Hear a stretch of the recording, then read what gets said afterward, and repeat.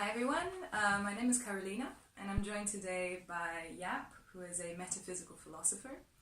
Jaap is an autistic savant who has spent his life in relative isolation studying the human mind.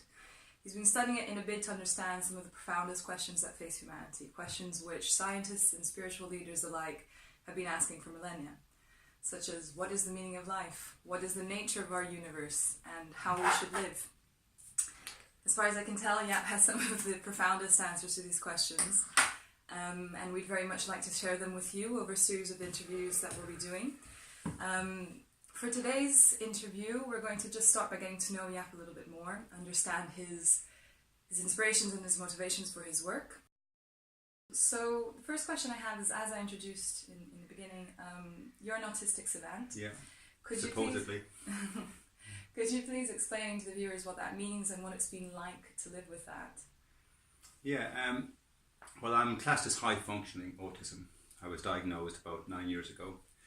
And the diagnosis, it doesn't mean anything in one respect, but in another respect, it just helped make sense of a lot of chaos that carried me through my life for too many years. I was just a young kid who got lost in the world. And I didn't realise I was on the spectrum. I knew I was different. And I think of the spectrum, I always kind of equate it with a tuning fork. Everybody understands what a tuning fork is. And if you take a tuning fork and, tap it against your finger or a wall, it'll resonate. There's a harmony to that. And we can tune in our ear, or we can tune in instruments to that tuning fork. By the same token, you can take a tuning fork and bang it with a sledgehammer, okay? And that creates discordance in the tuning fork, yeah? So autism for me is, my mind is a highly developed sensitive tuning fork. And, we're naturally a sensitive, gentle species. I'll talk about that as we go along. But we're in chaos, and it's a rigidity to the world that is continuously choking and crushing the tuning fork that I am. So it creates a field of dissonance for me, of discordant notes. Now I recognise the magnificence and beauty of our species in the chaos and schizophrenia of our total ontological evolutionary growth, if you will. I recognise this, obviously, I'm part of it. But as somebody on the spectrum, I find the world very difficult to tune into. So I hide away, and the Autistic Society has given me a place to live, a lifeboat, and to stay away from it all. And I do, and I come out and meet nice people that I can resonate gently with. It's so important that our species understands the concept of gentleness, of tenderness, the idea that we are tender and we should be tender by one another. War is not tender, exploitation is not tender, it doesn't recognise the tenderness of our species. I don't want to be hurt, I don't want to be punched because my face, it requires tenderness to touch it, you see. So the whole world is kind of corrupt. I can go down so many avenues of it, okay? But I feel that, I feel it innately, and it has forced me to stay away from the world. In relation to being an autistic savant, I've been recognised in that category now. We're kind of, we have a separate ability, we're recognised through art and music and map making and rapid calculations. They're kind of the four factors that distinguish us. And anyone who knows me in my life, I've had success in music and in art now.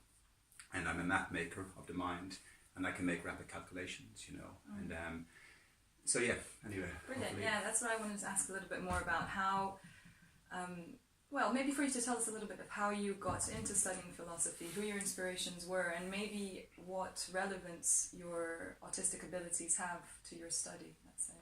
So yeah, well, I know now, looking back at my life through the a priori lens, that allows us all to look back and, take in perspectives. Just the perspective of me growing up, I was a mathematical mad boy when I was a kid.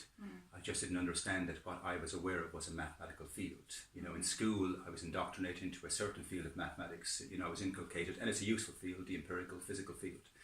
But I didn't know there was a metaphysical field of mathematics, of abstraction. There was nobody around in Ireland in a small village to say, hey, yeah, you should be studying Immanuel Kant and reading up on axiomatic spectrums. It wasn't, once upon a time we didn't know the world was round.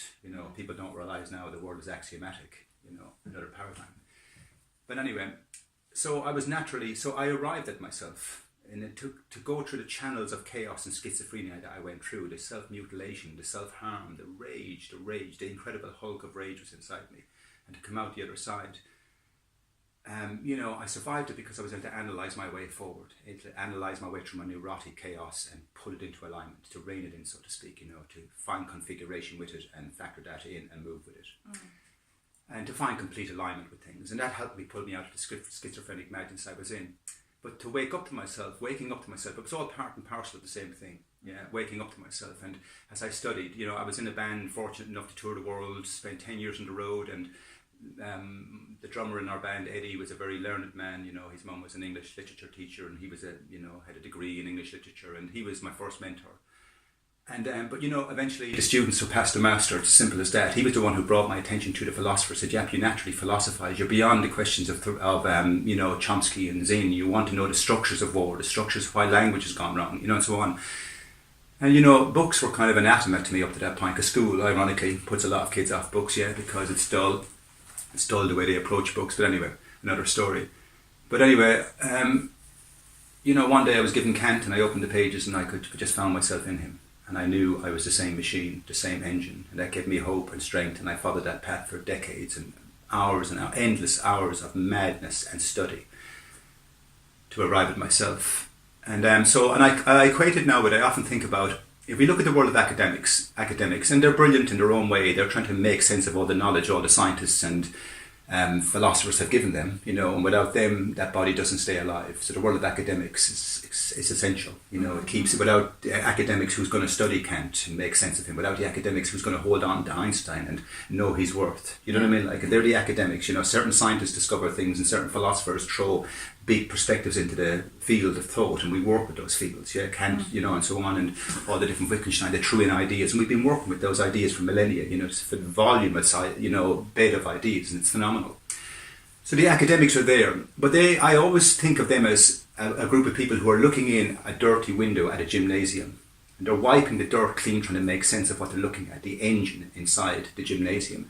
But I believe I am in the gymnasium. I am the gymnasium. Okay, I am in the machinery of God. I am in the ontological tract of God becoming. That's another heavy story. So anyway, so I believe I was born into, I was predisposed because of autism.